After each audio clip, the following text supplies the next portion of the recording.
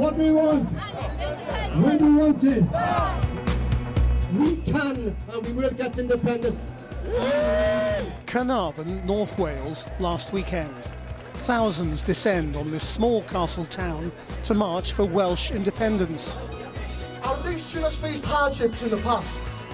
Our past has not been filled with joyful events. Our nation's throat choked by Westminster's claws.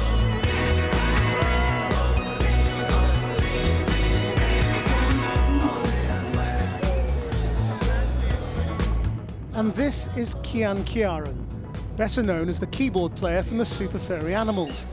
But this weekend, just another Welsh nationalist marching for his dream. Good vibes. For Cian, the March for Independence has grown from a sense of being left behind. I think probably Wales has been almost manufactured to be a desperate workforce, a lack of investment, it's an afterthought, constant contempt and systematic neglect by successive Westminster governments.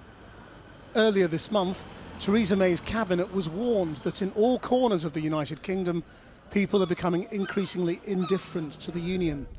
Even in Wales, a place where demands for independence have tended to be muted, government ministers were told that the mood appears to be shifting, that Wales could be indy-curious. In a few years' time, we could see a situation where Scotland votes independence, Ireland reunites, and if we're not ready, if we're not prepared, if we're not voting, we are not going to be ready. We're going to be found out with our trousers round our ankles and we're being totally embarrassing. The polling for Welsh nationalism tends to hover between 10 and 20%. There's much more support for remaining in the UK, but giving greater power to the Welsh Assembly. But big political reactions can come from seemingly small things, such as the vandalising of a famous mural to Tryweryn, the valley flooded half a century ago to build a reservoir supplying England. Since then, copycat murals have been painted around Wales. The duplicates, reading "Remember Tryweryn," are for nationalists a symbol of culture and national pride. Elfed Wyn-Jones repainted the original mural after it was vandalised. I was in the north and my friend gave me a message. He said that the wall had been desecrated. We went straight to the wall. Less than 24 hours after it was desecrated, we painted it red. We did not think that the response would be so powerful. I think the thing that really sparked people was that we answered the call to repaint it like that. And that really hit a nerve in Welsh politics. It was amazing. Away from the streets, independence campaigners claim interest is sharpening online too. We run a page called Fiery Welsh Memes for Feisty Independent Dreams.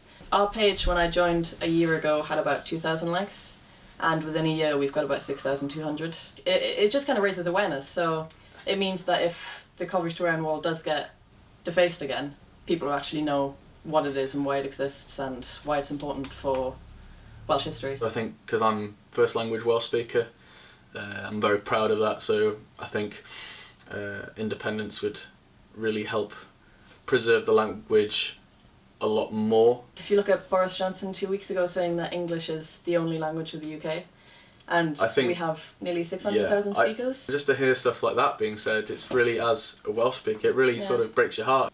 There's this big joke that Boris Johnson becoming Prime Minister is the best gift that Welsh independence is going to get.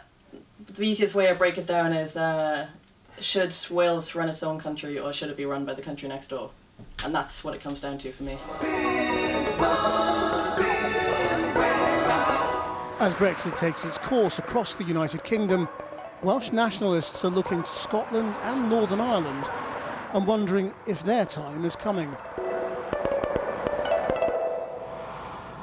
Well, Adam Price is the leader of Plaid Cymru and joins me now from Cardiff. I mean, the people in that film are all very optimistic, but I mean, the truth is, you're not really bouncing anywhere in the polls, are you? You're about 15%, fifth in the list, behind the Lib Dems, behind the Brexit Party.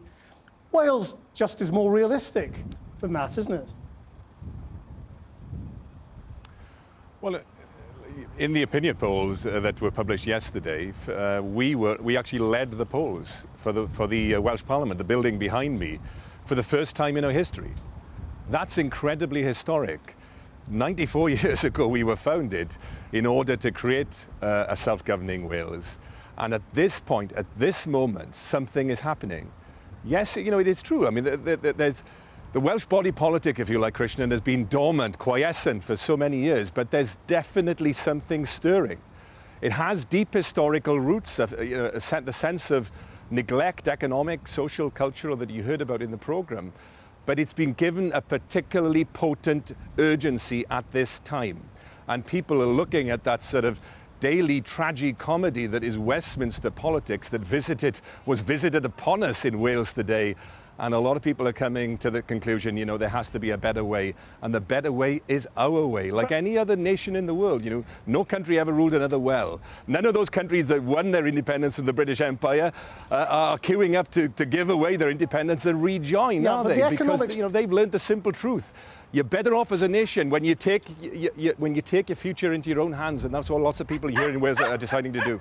The economics just don't Even make the dogs sense, are coming out for I'm independence, Christian. I'm sorry, there's quite a delay on this line, so I'm not meaning to interrupt you, but I mean, the economics don't add up, though, do they? I mean, the gap between what Wales raises in tax and what it spends is just too big.